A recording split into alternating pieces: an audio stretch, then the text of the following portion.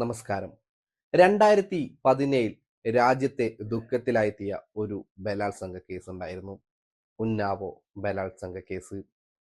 ജോലി വാഗ്ദാനം നൽകി പെൺകുട്ടിയെ വീട്ടിലേക്ക് വിളിച്ചു വരുത്തി അന്നത്തെ എംഎൽഎ ആയ കുൽദീപ് സിംഗ് ബലാത്സംഗത്തിന് ഇരയാക്കുകയായിരുന്നു.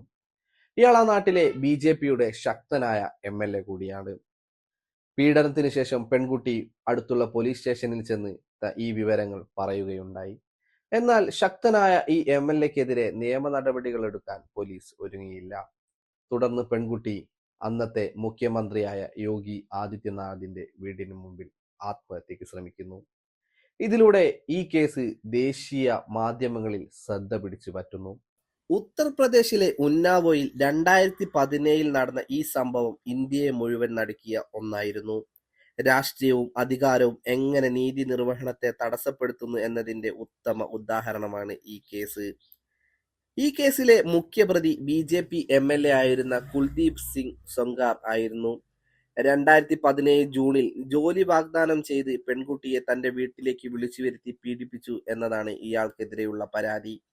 പീഡനത്തിനു ശേഷം പെൺകുട്ടി പോലീസിനെ സമീപിച്ചെങ്കിലും സ്വാധീന ശക്തിയുള്ള എം.എൽ.എക്കെതിരെ നടപടിയെടുക്കാൻ പോലീസ് തയ്യാറായില്ല. നീതി ലഭിക്കാത്തതിനെ തുടർന്ന് 2018 ഏപ്രിലിൽ പെൺകുട്ടി ഉത്തർപ്രദേശ് മുഖ്യമന്ത്രി യോഗി ആദിത്യനാഥിന്റെ വീടിന് മുന്നിൽ ആത്മഹത്യക്ക് ശ്രമിച്ചു. ഇതോടെയാണ് ഈ കേസ് ദേശീയ ശ്രദ്ധ നേടുന്നത്. പെൺകുട്ടിയുടെ ആത്മഹത്യാ ശ്രമത്തിന് തൊട്ടു പിന്നാലെ അവളുടെ പിതാവിനെ പോലീസ് കസ്റ്റഡിയിലെടുക്കുകയും മർദ്ദനമേറ്റ് അദ്ദേഹം ലോക്കപ്പിൽ വെച്ച് മരിക്കുകയും ചെയ്തിരുന്നു. എം.എൽ.എയുടെ സഹോദരനും സംഘവുമാണ് ഈ മർദ്ദനത്തിന് പിന്നിലെന്ന് പിന്നീട് വ്യക്തമായി.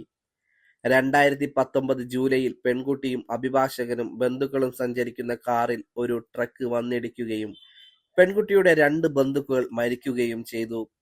പെൺകുട്ടിക്ക് ഗുരുതരമായി പരിക്കേറ്റു. ഈ അപകടം എം.എൽ.എ. ആസൂത്രണം ചെയ്തതാണെന്ന ആരോപണം ഉയർന്നതോടെ സുപ്രീം കോടതി ഇടപെടുകയും കേസ് ഡൽഹിയിലേക്ക് മാറ്റാൻ ഉത്തരവിടുകയും ചെയ്തു. CBI നടത്തിയ അന്വേഷണത്തിനൊടുവിൽ കോടതി താഴെ പറയുന്ന ശിക്ഷകൾ വിധിച്ചു.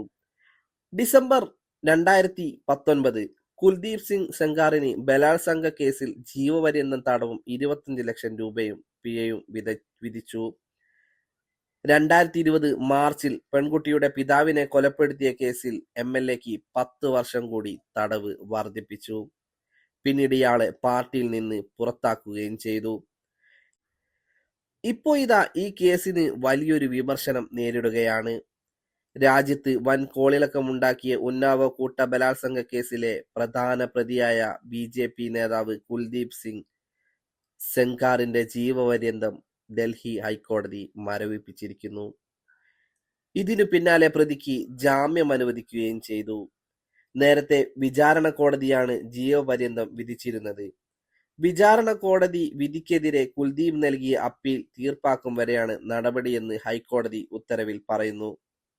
15 ലക്ഷം രൂപയുടെ വ്യക്തിഗത ബോണ്ടും തുകയ്ക്ക് തുല്യമായ 3 ആൾജാമ്യവും നൽകണമെന്നും നിർദ്ദേശമുണ്ട്. അതിജീവിതയുടെ വീടിന് 5 കിലോമീറ്റർ ചുറ്റളവിൽ പ്രതി ഒരിക്കലും എത്തരുതെന്നും അപ്പീൽ പരിഗണനയിലുള്ള സമയത്ത് ഡൽഹിയിൽ തന്നെ ഉണ്ടാവണമെന്നും ജസ്റ്റിസുമാരായ സുബ്രഹ്മണ്യ പ്രസാദ്, ഹരീഷ് എന്നിവരടങ്ങിയ ബെഞ്ച് പറയുന്നു.